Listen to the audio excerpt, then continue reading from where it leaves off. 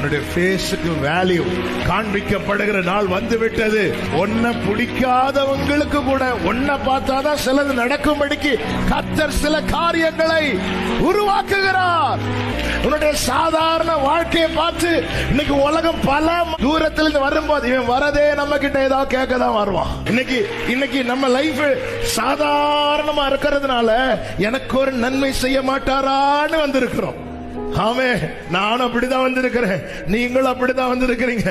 ஆனால் ஆவியானவர் பேசுகிறார், உன்னை நான் காத்திருக்க வைத்தது ஏதோ நன்மை செய்வதற்கு அல்லப்பா, உன்னை நன்மையாய் மாற்ற, உன்னை நன்மையாய் மாற்ற. ஆமே, ஒபதியாவுக்கும் நீதான் நன்மை, ஆகாவுக்கும் நீதான் நன்மை, தேசத்துக்கு நீதான் நன்மை.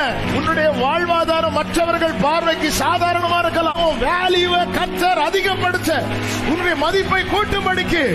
சகோதரி, சகோதரா, உன்னை எங்கேயும்